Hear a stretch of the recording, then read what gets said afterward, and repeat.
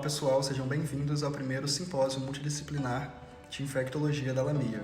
Me chamo Tiago Afonso e sou aluno de medicina da UFPE e coordenador geral da Lamia.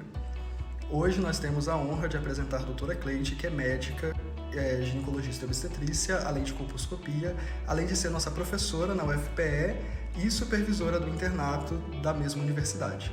Hoje ela ministrará a palestra sobre sífilis na gestação e agora. Além do mais, caso vocês tenham alguma dúvida, logo abaixo haverá uma caixa de perguntas no formulário que vocês podem preencher para a gente enviar essas perguntas para a doutora Cleide. No mais, a gente deseja a todos uma excelente palestra e um excelente evento. Olá, meu nome é Cleide, eu sou ginecologista, sou especialista em colposcopia e em obstetrícia, professora da Universidade Federal de Pernambuco e supervisora do internato de ginecologia e obstetrícia. Estou muito feliz em participar do evento, né, um evento multidisciplinar, em que vai trazer muita coisa boa, né, muita informação para todos que estão participando. Eu espero que assim vocês aproveitem o máximo e possa ver que assim a cada dia que passa a gente vai vendo que vai aumentando muito as ISTs, né, entre elas a sífilis, né. E quando a gente tem um diagnóstico desse na gestação, né? Aquele período em que aquela mulher já é difícil, na realidade, ela muitas vezes aceitar a gestação, né? Aquela gravidez que ela às vezes é desejada ou pode não ser desejada, em que tem muito período de dúvidas, de incertezas, e ela vai para o pré-natal, né, muitas vezes na primeira consulta, que às vezes não tem nenhum contato anteriormente com o serviço de saúde, e então ela se depara com um profissional, esse profissional apenas pergunta muitas vezes a data da última menstruação dela, pergunta o que ela está sentindo, às vezes com um número grande de pacientes, não chega nem às vezes a olhar para ela, né, e simplesmente ela sai com um número de exames solicitados, às vezes não é explicado a essa paciente quais são os exames, né? Entre eles a gente tem como rotina do pré-natal rastreios de ISTs, como a sífilis e a AIDS, né? E algumas delas, elas não sabem na realidade que vai fazer o exame de sífilis. Então, naquele momento em que ela retorna ao médico, ela vê, né, o médico olha para ela, vê que essas lesões que muitas vezes ela tem, ela pensa que pode ser de insetos, alguns insetos que, na realidade, poderiam estar picando, e ela achava que isso era relacionado com esses insetos. E quando ela se depara com o exame de um sífilis positivo, então, o médico diz para ela que essas lesões podem não ser nada relacionadas com essas picadas de inseto. E, na realidade, elas podem ser relacionadas com a sífilis, com o estágio de sífilis, que é a sífilis secundária. Então, essa paciente, ela fica com muitas dúvidas. O médico, muitas vezes, às vezes a gente olha de uma forma estigmatizada para essa paciente, e, na realidade, tem alguns que explicam, né? Explicam o que é a sífilis, e, na realidade, como ela deve ser tratada.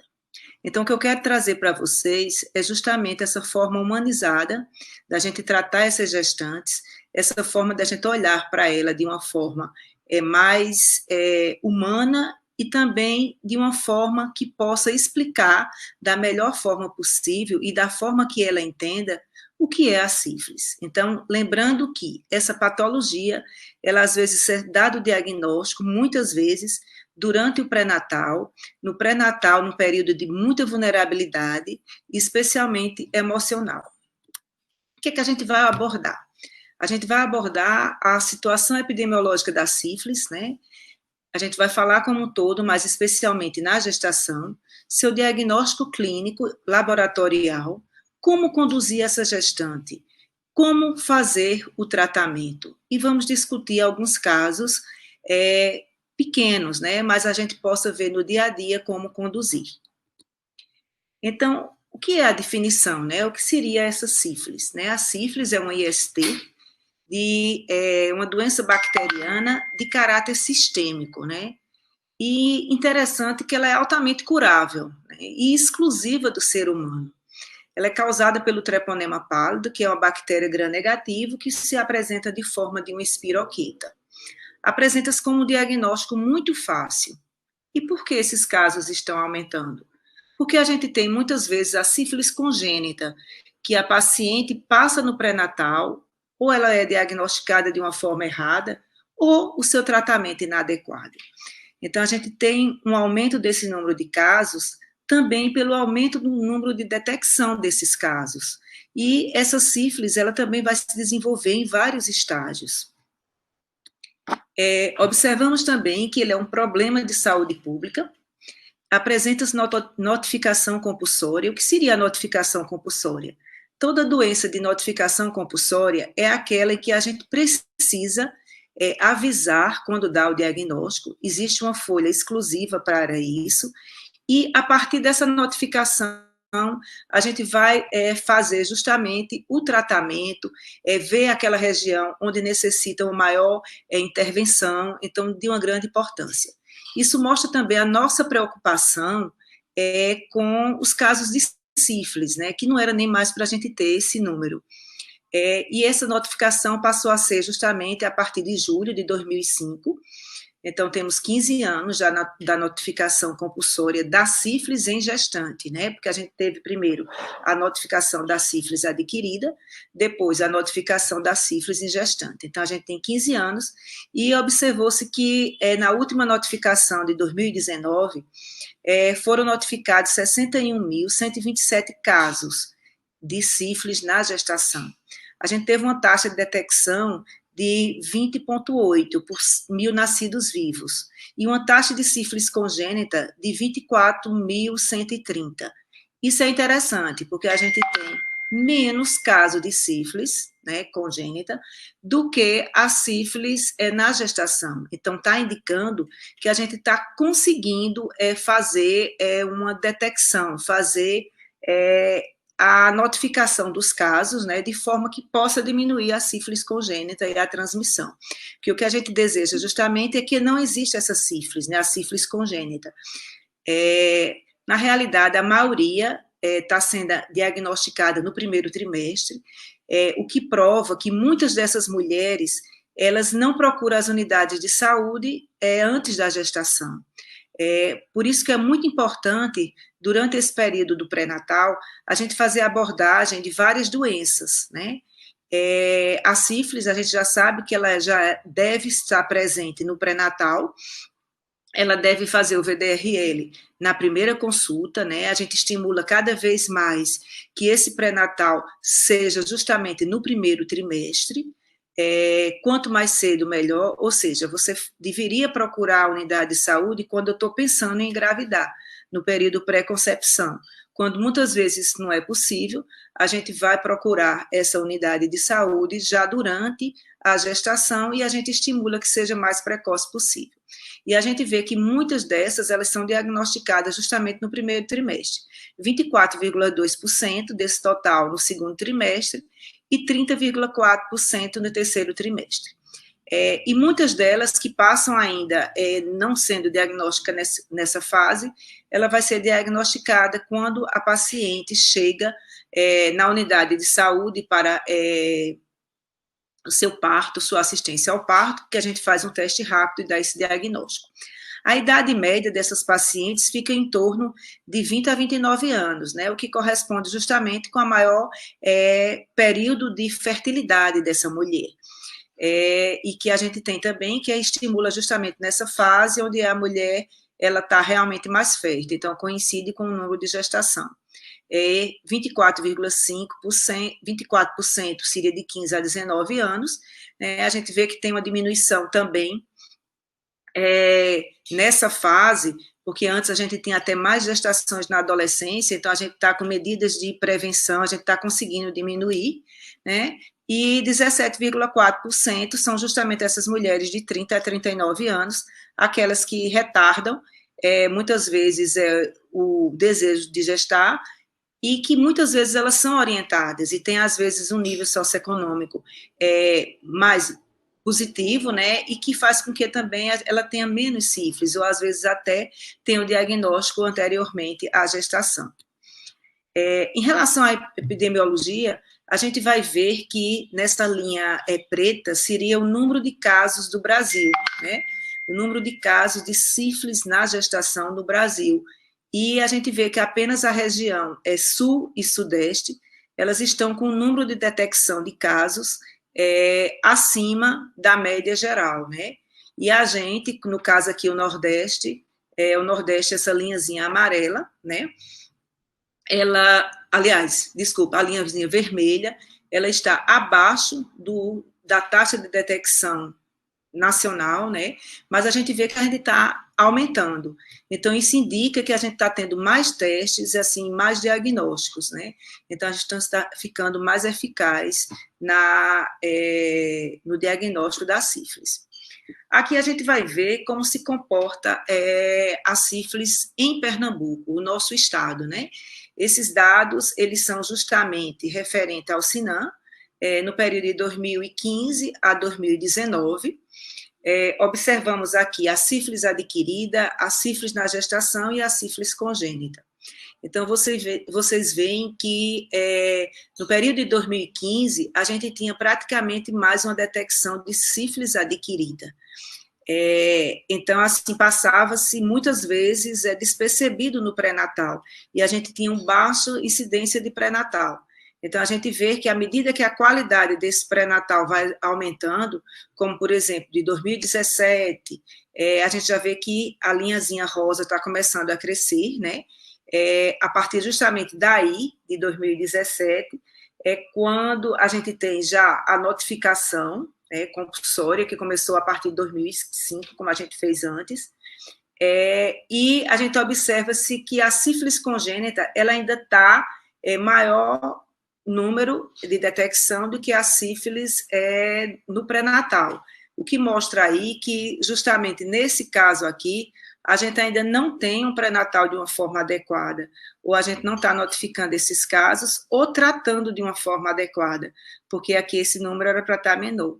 Então, justamente, a partir daqui de 2018, a gente vai ter já um resultado bem mais positivo, né? A gente vai ver o maior número de casos de detecção de número de sífilis na gestação e, por sua vez, o que está acontecendo, o que a gente deseja, essa diminuição da sífilis congênita, né? A gente vê que ela vem caindo e a gente detectando cada vez mais.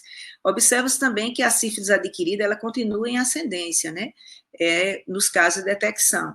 Então, a gente tem que ver que as nossas medidas de pré-natal estão sendo eficazes, mas a gente tem que ter mais medidas preventivas para orientar a população geral a diminuir esse caso, porque isso não quer dizer só que a gente tem um número de casos, a gente está querendo dizer que nosso serviço de notificação está sendo bem mais eficaz. Aqui a gente tem um resumo, né, da notificação da parte da epidemiologia de uma forma geral, né, onde a gente vê que em Pernambuco a gente tem um aumento de 145,5% do número de casos, isso não só para a sífilis na gestação, mas a sífilis como um todo. Então, quando eu considero aqui, eu vou considerar a sífilis como um todo. Nesse caso aqui, eu vou ter que continua com o número de homens maior do que o de mulheres, no caso da sífilis adquirida, né? A gente vê que a cor branca, as pessoas que se dizem de cor branca, a gente tem uma incidência de 15,5, né? E as demais, né, parda, o preto, o amarelo e o indígena, né, onde a gente não tinha, né, que era justamente nesse período e que a gente tinha praticamente um número muito reduzido daqui da sífilis, a gente vê que tem 1,5%, então a gente vê uma quantidade, assim, relacionado com a raça. Em relação à faixa etária, a gente já falou mais ou menos, mas quando a gente vai fazer uma média, é relacionado àquilo que a gente falou anteriormente, né? A idade média é justamente aquela fase da maior fertilidade das mulheres. Observa-se aqui, como aquele gráfico anterior, né, que é o resumo desses todos, do anterior, que a sífilis adquirida, como todas, ela está em ascendência. A única que está diminuindo é a sífilis congênita, que a gente espera que esse resultado chegue a zero, né? Seria o desejável, porque a gente teria justamente uma detecção de 100% nesse pré-natal e a diminuição da sífilis congênita, que é justamente o que a gente almeja devido ao grande potencial de alterações justamente no recém-nascido. Aqui, mais uma vez, né, o perfil de nosso estado, né, ele continua mostrando aqui também como grau de escolaridade, né, presente. Observa-se que o primeiro grau, a primeira série incompleta, né, ela é o grande nível, e apenas 1% dessas pacientes diagnosticadas tinha educação superior completa. O que prova que é muito importante a educação, né? A educação, quando a gente tem uma educação eficaz, a gente vai ter uma redução de grande número de doenças, né? De grande número de patologias. Então, justamente essa prova, né? Que, mais uma vez, que a gente tem que incentivar a educação, porque com ela a gente vai reduzir não só a sífilis, como outras doenças presentes. E, sobretudo, porque a sífilis ela é uma doença que ela é altamente evitável, né, e curável. Porque quando a gente tem alguma patologia que a gente acha de difícil diagnóstico, ou cujo tratamento não encontra, a gente torna-se mais difícil dela existir. Mas a sífilis não. A sífilis ela já tem bem caracterizada o seu tratamento. Aqui a gente mostra o ranking, né, das nossas cidades, do nosso estado, que a gente reside, o estado de Pernambuco.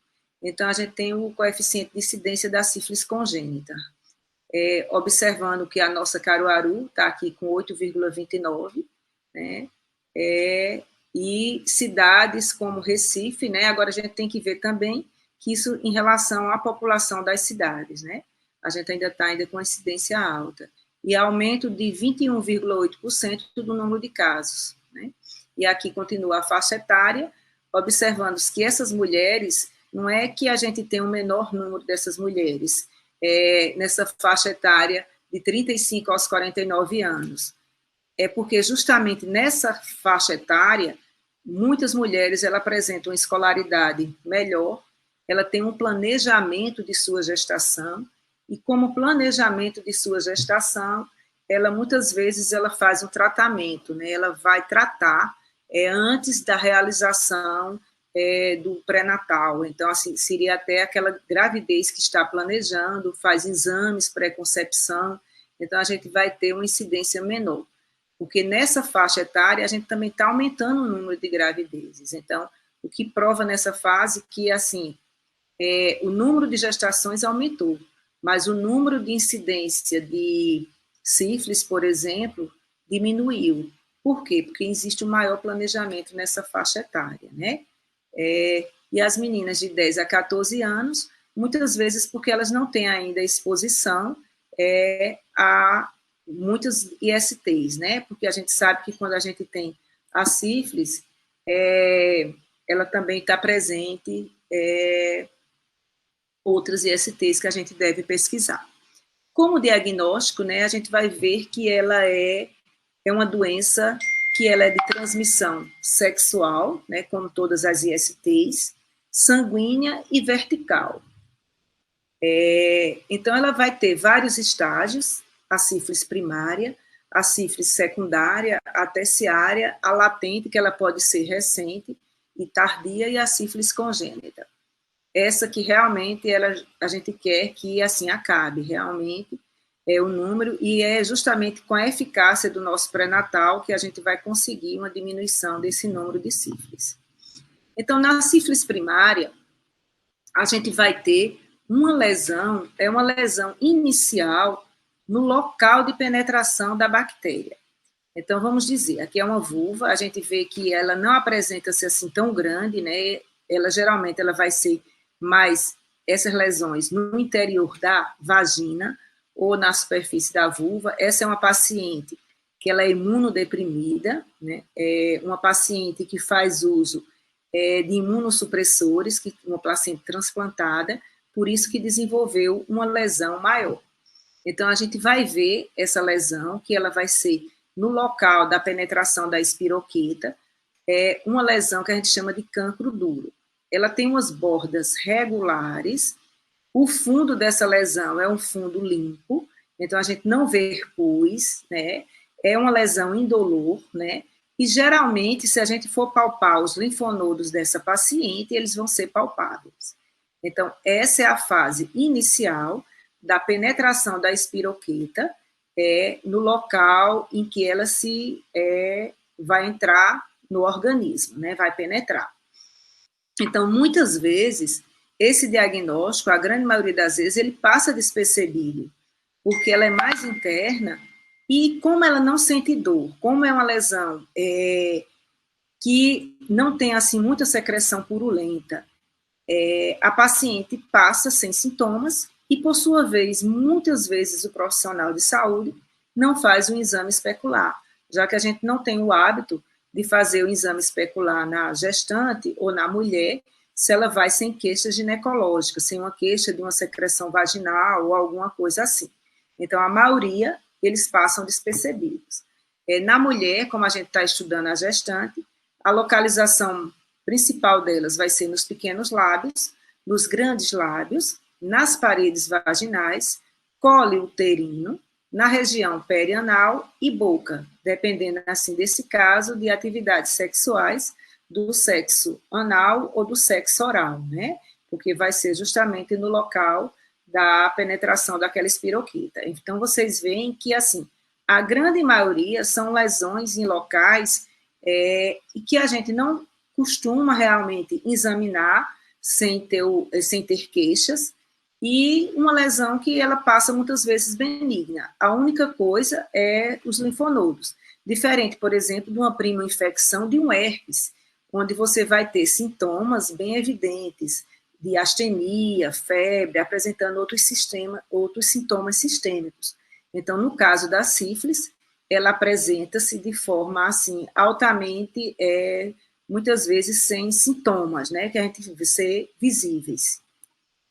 Essas lesões, aqui outra lesão de cancro, você vê assim que ela passa, às vezes até como se fosse uma aftazinha, que ela às vezes a gente confunde muito com herpes. O que difere é que ela é uma lesão única, e geralmente o herpes, ele apresenta várias bolhazinhas, né, várias úlceras, e que segue o trajeto do nervo. Então, assim, a grande diferencial é justamente que essa lesão, né, a gente vai ver que, assim, todas as vezes que vocês observarem no exame físico alguma lesão única, especialmente em pacientes em vida ativa, né, sexualmente ativa, a gente pensa sempre em cancro duro, né? E quando é naquelas pacientes mais idosas, sem vida sexual, essa mesma lesão pode apresentar ser uma lesão inicial de um câncer de vulva, por exemplo. Então, você vê porque ela é uma lesão que ela é abacteriana, ela não tem, assim, aquela... Quer dizer, a bacteriana, porque a gente não está vendo pus, mas que tem muito rica em bactérias, muito rica em espiroquetas. Aqui já se apresenta manifestações da sífilis em outro estágio, quando ela adentrou no sistema circulatório, e ela vai apresentar lesões, geralmente na palma das mãos, nos braços, nos pés. Então, você vê que vai diferir das lesões de estrófilos, por quê? Porque naquelas lesões de picada de inseto, como a gente viu naquela gestante, que ela pensava que era por picada de inseto, geralmente são em regiões mais expostas. A mão, por exemplo, ela é exposta, mas ela é exposta com, assim, com contato, né? Uma área de contato. Não é apenas exposta como o braço ou outras regiões mais onde os insetos costumam picarem. Outra coisa interessante também é que muitas vezes a gestante apresenta algumas lesões hiperemiadas também durante a gestação. Essa lesão também aqui, ela tem, assim, que é de sífilis secundária também, ela pode fazer diagnóstico diferencial com várias outras lesões. E às vezes a gente passa despercebido que aquela gestante, aquela mulher, ela chega com essas lesões e a gente pensa que é outra dermatose. Lembrando também que nem todas essas lesões, assim, elas são sugestivas de sífilis, mas ela teria que ter o diagnóstico, né, assim, também laboratorial para comprovar.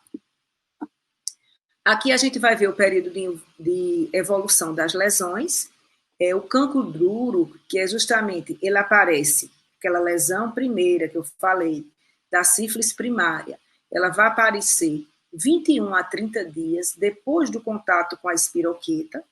Então, é justamente essa média de tempo onde vai aparecer essa lesão, né?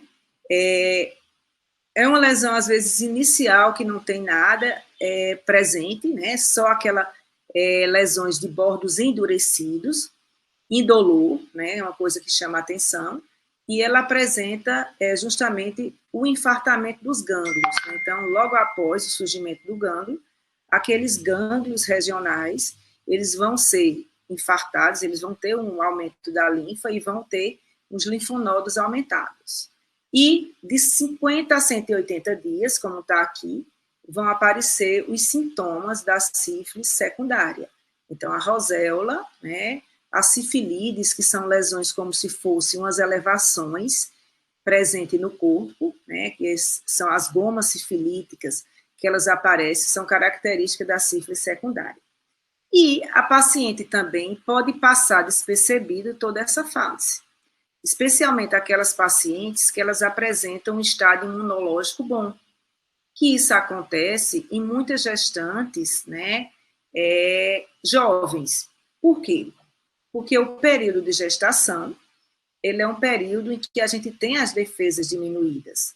Então, por isso que muitas lesões que ela não tinha anteriormente vão surgir justamente durante o período de gestação. A sífilis recente é toda aquela que seria com menos de um ano. Então, muitas vezes, que é o que vai acontecer na maioria do pré-natal, a gente apenas dar o diagnóstico com o exame de VDRL.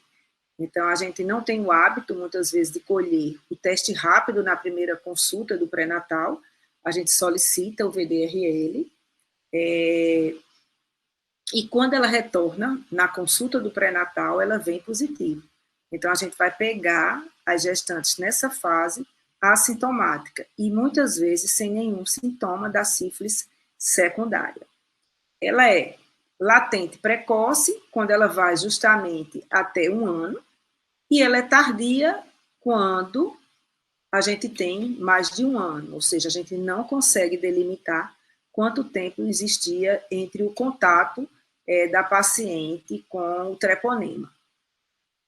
E após essa sífilis, né, algumas pacientes, quando não tratadas, elas vão evoluir para a sífilis terciária, que é justamente quando ela acomete órgãos importantes, como o cérebro e o coração, né? Então, a gente vai ter a neurosífilis, né, de, assim, um prognóstico bastante sombrio, né, que muitas vezes a gente tem de difícil tratamento, algumas pacientes, e que apresenta os de vários sintomas, e que, graças a Deus, nossas pacientes não chegam a esse estágio.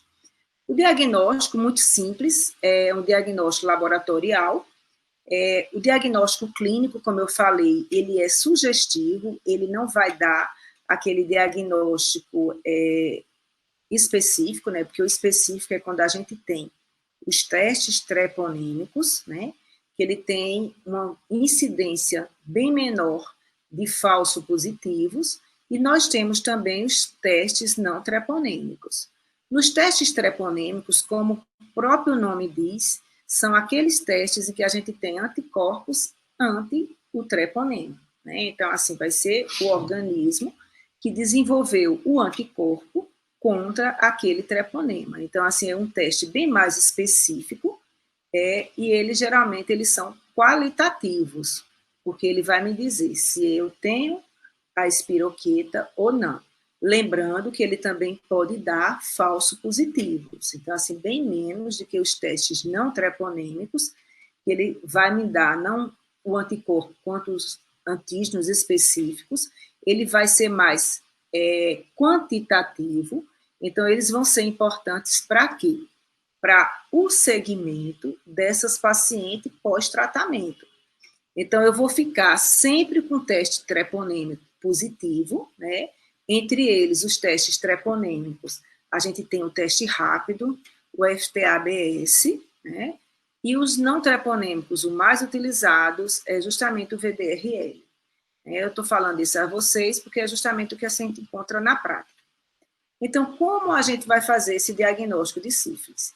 Se eu tenho a lesão e se eu consigo colher daquela lesão, que eu sei que é rica em bactérias, rica em espiroquitas, eu vou fazer uma microscopia de campo escuro por imunofluorescência e eu vou ver a espiroquita. Então, eu não vou ter dúvidas e eu vou tratar essa paciente. E eu vou ter, nesse caso, uma sífilis primária.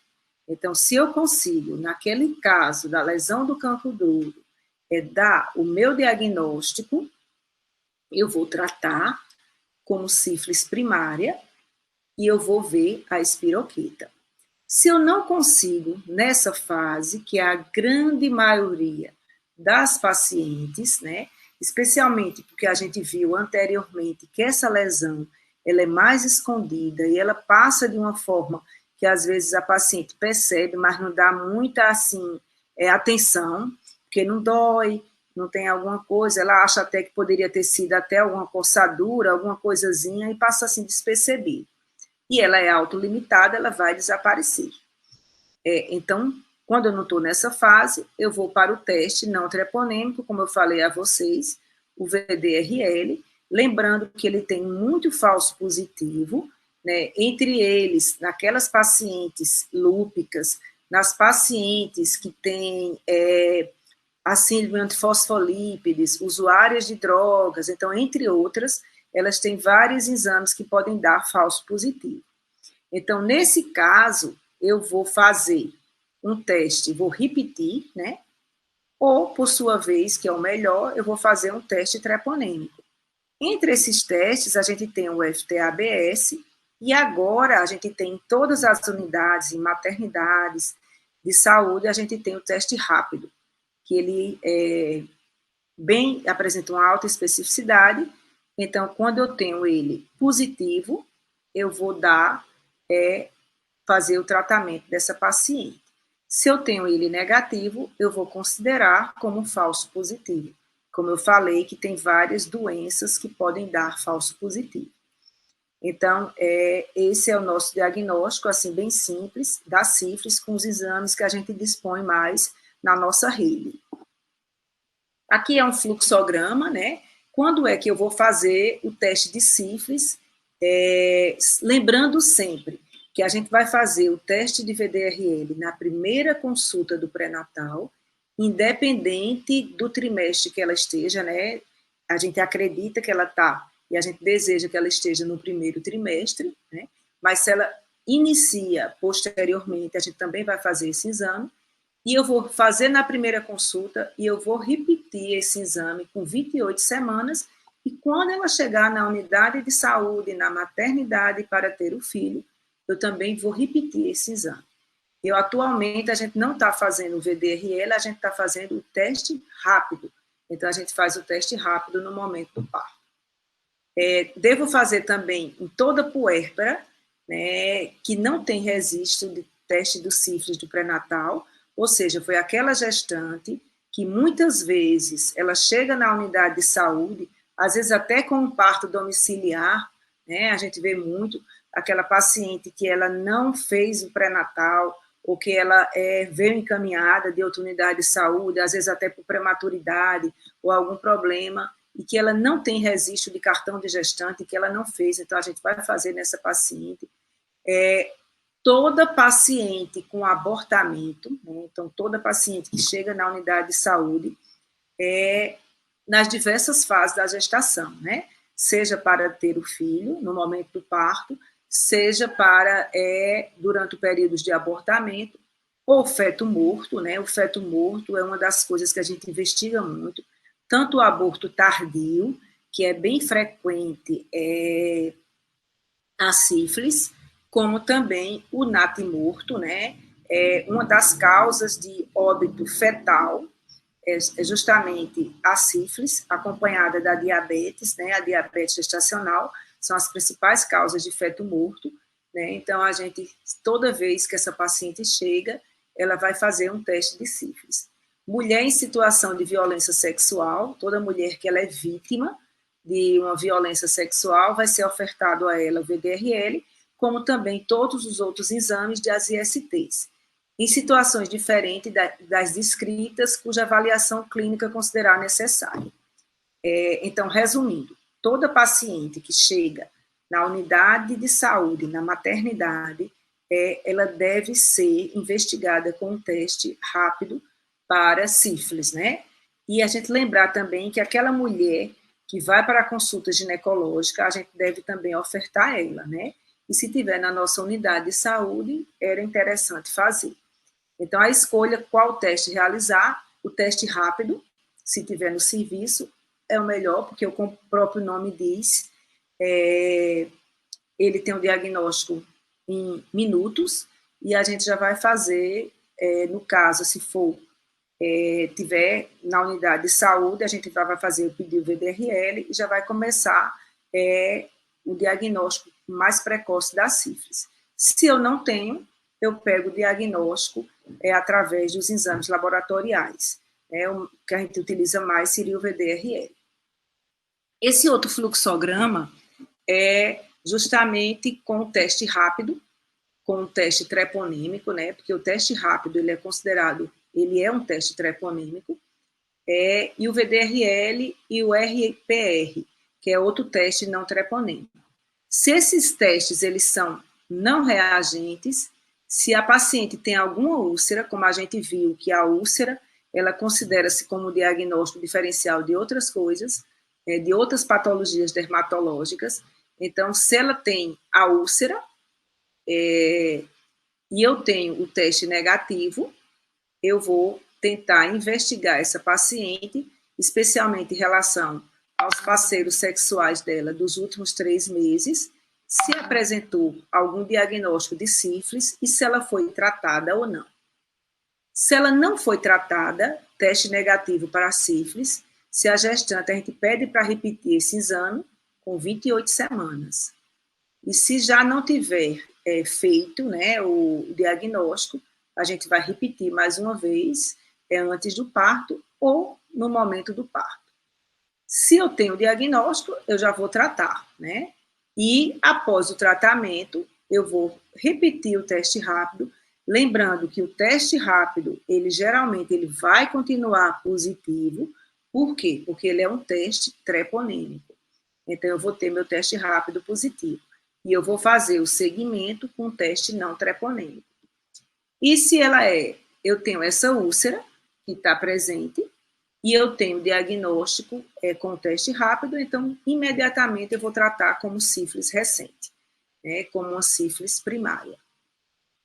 Então, esse é o nosso fluxograma de alguma úlcera que apresenta-se. Outro fluxograma, né, eu acho interessante o fluxograma, porque esses fluxogramas, geralmente, eles estão presentes nas unidades. Então, às vezes, a gente esquece, ou então a gente deve ter naquele livrinho de bolso, né, para o diagnóstico, para justamente não passar despercebido. E é justamente com o que a gente tem. Teste rápido, reagente, faço o VDRL, né? Se o VDRL ele está positivo, eu vou fazer a titulação. Se ele não der positivo e a paciente tem alguma úlcera ou sinal de sífilis secundária, eu vou continuar investigando para ver se eu tenho uma sífilis tardia, né? Ou, na realidade, a sífilis recente, né? Lembrando que o tratamento da sífilis primária é o único que vai diferir dessas outras da sífilis, do tratamento. Então, por isso que não vai ter tanto interferência em relação ao tratamento. Lembrando que o VDRL, ele é utilizado para o segmento. Então, se eu tenho um VDRL de 1:64 e ele vai passar, por exemplo, para 1:16, ele ainda baixou só uma titulação. Se eu tiver em 1:8, ela já bastou 2 titulações, né, 2 diluições, então, provavelmente, esse paciente eu já considero tratado. Então, por isso que a titulação é importante para fazer um comparativo com a anterior, né? E lembrando-se que também o teste rápido, ele pode dar falso positivo. Então, ele dá o provável falso reagente no primeiro teste, a gente repete, né, sempre repetir quando a gente estiver em dúvida, e vai continuar fazendo o tratamento, lembrando que a clínica, ela é soberana, mas nesse caso, a lesão da úlcera, ela é assim, não é patognomônica, porque ela tem vários outros lesões dermatológicas que podem também sugerir. Por isso que eu preciso de um dos testes para dar esse diagnóstico. E lembrar também da cicatriz sorológica, que são aquelas pacientes que apresentam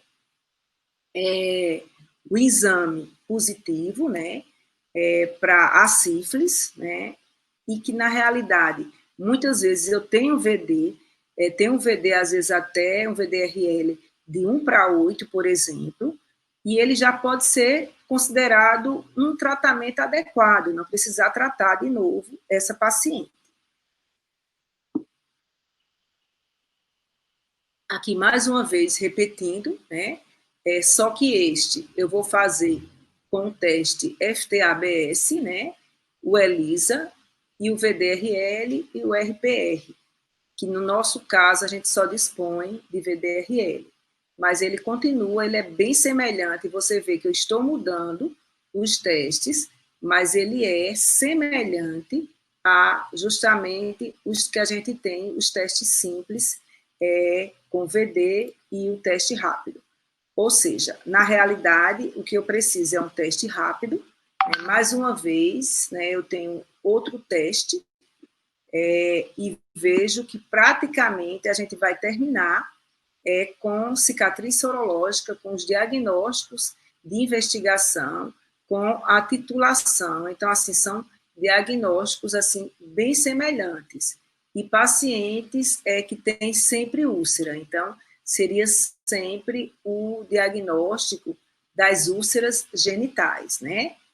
E a gente tem muito cuidado nessas úlceras, sobretudo em pacientes que, assim, mais idosas, porque às vezes a gente pensa que é uma lesão de um cancro ou alguma coisa, e na realidade, como eu falei anteriormente, poderia ser de uma lesão de câncer.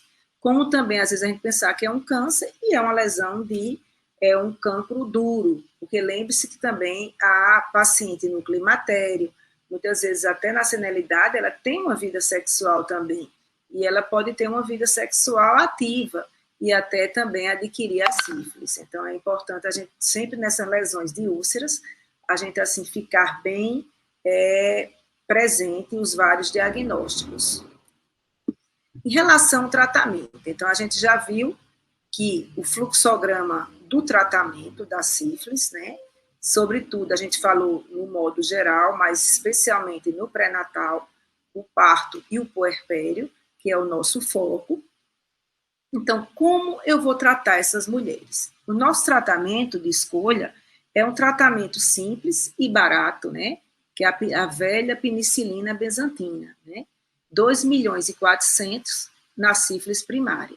Então, toda aquela paciente que você tem a lesão do cancro, em que a gente vai ter o diagnóstico, se eu tenho a espiroqueta, ou se eu consigo fazer o diagnóstico na fase primária, eu só preciso de 2 frascos ampolas de 1.200.000, que a gente chama-se a penicilina benzatina, a bezetacil, de 1.200.000. Então, a gente vai fazer 2 frascos ampolas IM, 1 frasco ampola em cada nádega, e essa paciente é considerada tratada. Mas a grande maioria dessas pacientes, elas não vão chegar na sífilis primária. E sim, a gente vai encontrar já com a sífilis latente, a grande maioria, ou com a sífilis secundária, com aquelas lesões dermatológicas, com aquelas roséolas. Então, o meu tratamento vai ser 7.200.000 unidades. Como eu vou fazer esses 7.200.000? Eu vou pegar 2 frascos ampolas, né, que é um de 1.200.000, faço um em cada nádega, como foi o primeiro tratamento, de 8 em 8 dias, durante 3 semanas. Então, com 3 semanas de tratamento, de penicilina bezantina, que a gente conhece com o nome comercial de bezetacil, eu vou tratar de forma adequada a minha paciente com sífilis, né? E muitas vezes a gente vê prescrições de 3 em 3 dias, 4 em 4 dias. Todos esses tratamentos, muitas vezes, eles são inadequados, eles são ineficazes, que a gente vai considerar o tempo de ação da penicilina bezantina. Então, vai ser 2.400.000 de 8 em 8 dias. Isso para a sífilis secundária, né? E a sífilis tardia, né? A sífilis também é aquele período que a gente pega que ela está assintomática, que é a sífilis latente. Então, a maioria dessas pacientes, exceto a sífilis terciária, que a gente precisaria um outro tratamento. E se minha paciente é alérgica à penicilina bezantina, então, o que é que eu vou fazer com essas pacientes? Nessas pacientes, eu posso fazer a cefotriaxona, 1 grama IV ou IM, uma vez ao dia, por 10 dias. Ou o estearato de eritromicina, no caso da gestante, porque eu não posso fazer o estolato de eritromicina, porque o estolato de eritromicina, ele vai causar alterações no feto. Então, eu vou fazer o estearato de eritromicina, no caso da sífilis recente, eu vou fazer por 15 dias, como a maioria, eu não sei se ela é recente ou não, eu devo fazer por 30 dias. Mas tem um grande problema. Essas medicações, que podem ser tratadas para a sífilis adquirida em pacientes que não estão gestantes, ela funciona para a mãe, mas não vai funcionar para o nosso feto, porque elas não atravessam a barreira placentária e, com isso, ela não vai ter eficácia no nosso feto, no nosso embrião. Então, o embrião e, posteriormente, o feto vai ter contaminação por essa bactéria. Então, ela não vai ter um tratamento adequado e ela pode desenvolver a sífilis congênita. Então, o que é que eu faço se eu tiver numa unidade de saúde? A paciente sempre deve tomar penicilina bezantina em unidade hospitalar, justamente pela questão da alergia, que a gente sabe que algumas pacientes é pequeno percentual, mas em torno de 0,5 a 3% das pacientes, elas podem desenvolver um choque com a penicilina, e nesse caso desse choque, se vocês estiverem diante de um quadro de choque, vocês vão utilizar as medidas como a adrenalina, oxigenoterapia, um antihistamínico e o corticoide. Ou seja, eu vou tratar uma paciente em estado de choque. E se, no caso, essa paciente está gestante, o ideal seria eu fazer uma dessensibilização dessa paciente à alergia da penicilina e eu fazer o tratamento com penicilina bezantina. Lembrando-se que essa paciente, essa dessensibilização, ela só pode ser feita em unidade terciária, ou seja, em hospitais que dispõem de UTI, porque é um quadro grave que ela pode desenvolver de alergia, né? A gente sabe que o choque, ele pode dar um edema de glóten, e que às vezes até precisa de intubar essa paciente. Então, lembrando-se que ela não deve nunca ser feito em unidade de saúde, nem nas nossas maternidades, porque nossas maternidades, especialmente da região, exceto algumas em Recife, elas dispõem de UTI, e eu só posso fazer a dessensibilização em pacientes com UTI. Então, isso justifica, muitas vezes, um tratamento inadequado em pacientes gestantes que têm alergia à penicilina bezantina. A outra forma de tratamento inadequada seria justamente quando eu faço essas dosagens de uma forma incorreta, ou quando eu esqueço de tratar o parceiro. Lembrando que o parceiro, né, às vezes a gente diz assim, a paciente ela pode ter mais de um parceiro, como também o parceiro dela pode ter mais de um parceiro. Então, se essa paciente ela tem o tratamento correto, mas se o parceiro não está correto, ou o outro parceiro do parceiro dela, do companheiro, não fizer o tratamento, então eu vou ter um dos tratamentos inadequados. Então, eu posso muito bem essa paciente ter uma reinfecção.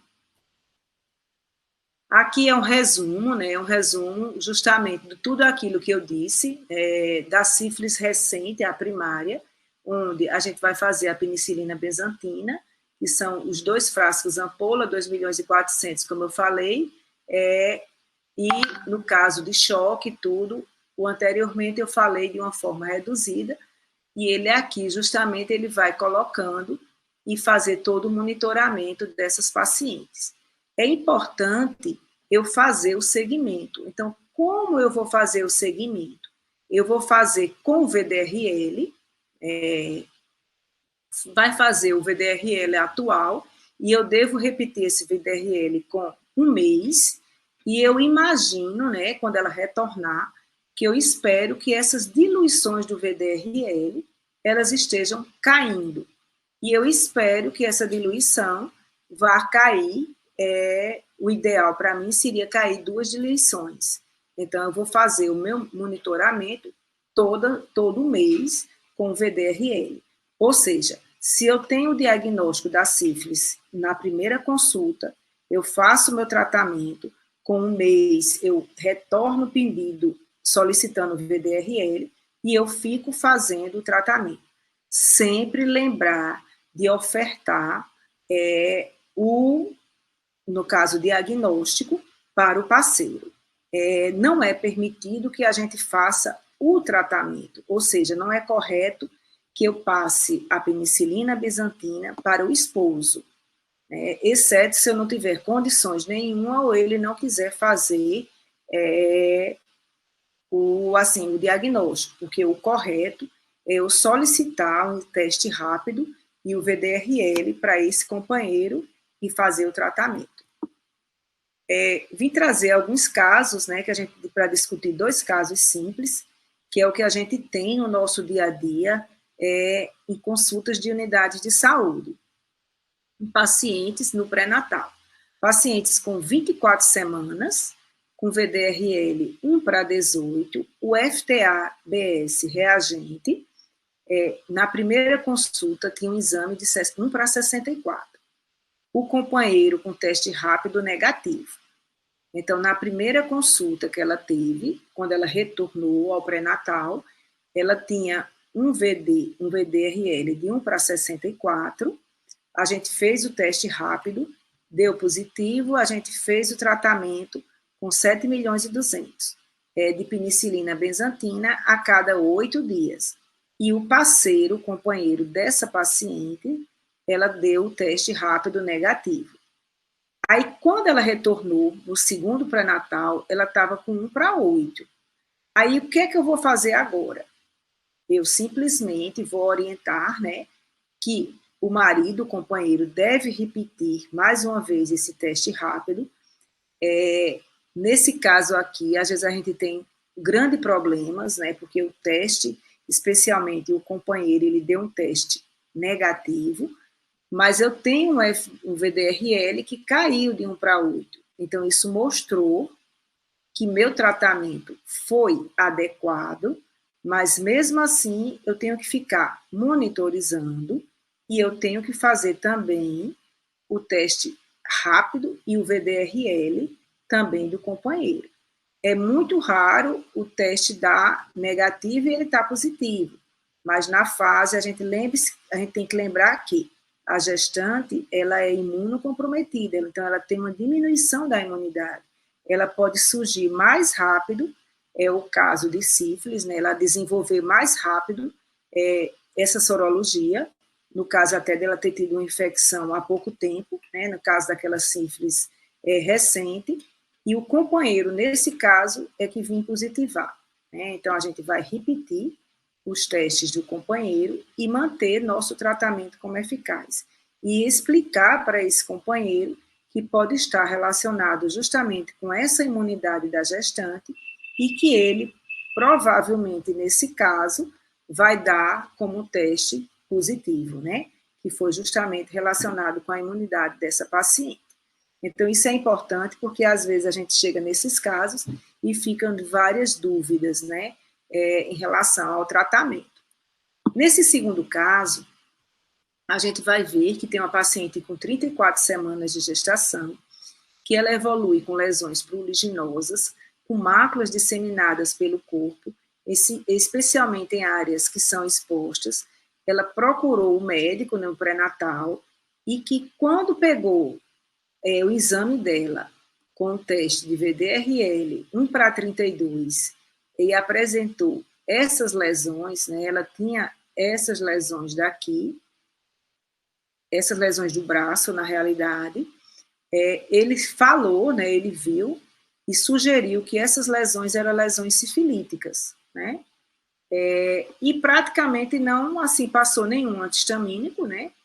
Tratou com a penicilina bezantina de uma forma correta, 7.200.000, fazendo 2.400.000 de 8 em 8 dias.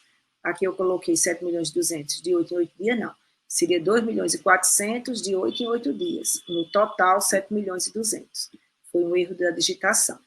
Aí relata que não melhorou das lesões e o prurido está intenso. O que fazer? Relata que nesse período ela não teve mais contato sexual. Então, é importante porque, nesse caso, o parceiro deveria, desde o início, ter investigado, né? E investigar, dizer a ela que qualquer contato que ela tenha, a gente tem que investigar, né? É interessante, antes dela iniciar, esse parceiro fazer um VDRL, né? E ela, por sua vez, né?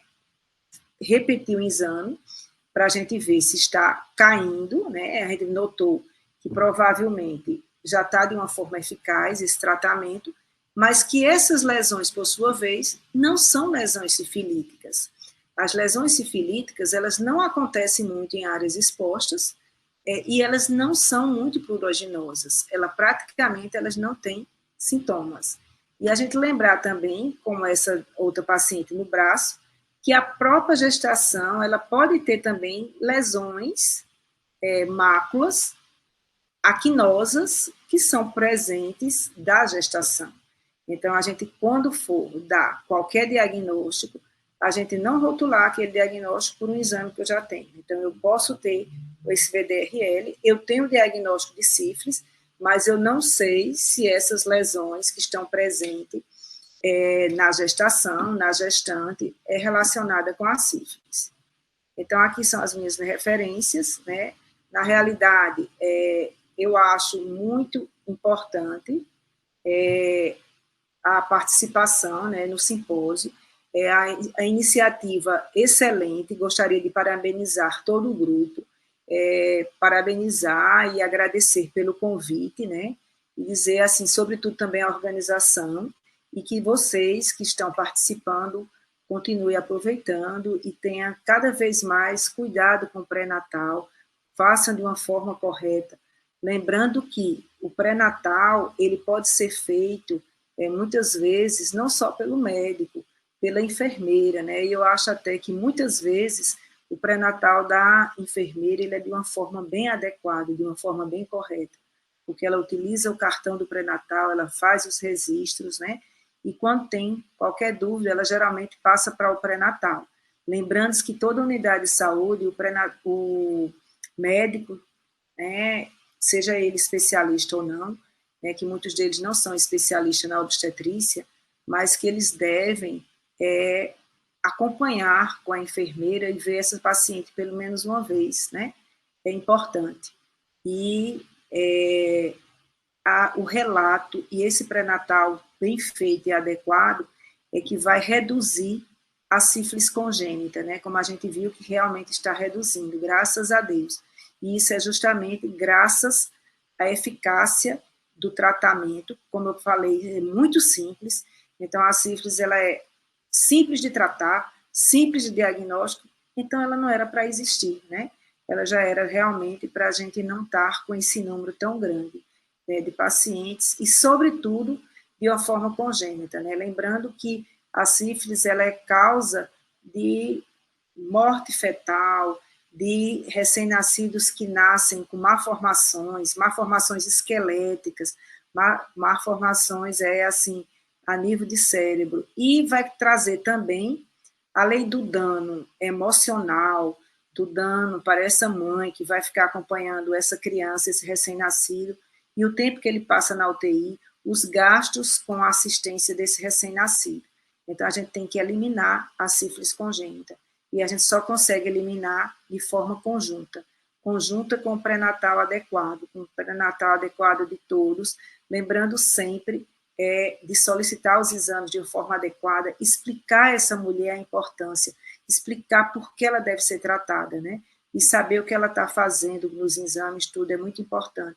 Então, são 5 minutos, 10 minutos, mas que a gente deve dar atenção a essa mulher que tem muitas dúvidas e que a grande importância da realização do pré-natal, né? Como a gente vê que a maioria dos exames, a maioria das mulheres, ela às vezes só procura, o primeiro contato que tem é com o pré-natal. E é com o pré-natal porque ela se preocupa muito com aquela criança, né? A mãe, ela deixa muitas vezes de se preocupar com ela. Ela às vezes tem diabetes, elas não faz uma dieta sem estar na gestação. E na gestação ela faz dieta, porque ela tem muito amor ao feto. E eu tenho certeza que a gente explicando, mostrando a importância desse tratamento, ela vai fazer de uma forma adequada. Então, a única forma da gente conseguir eliminar a sífilis congênita é através desse pré-natal adequado. Então, muito obrigada e vocês aproveitem.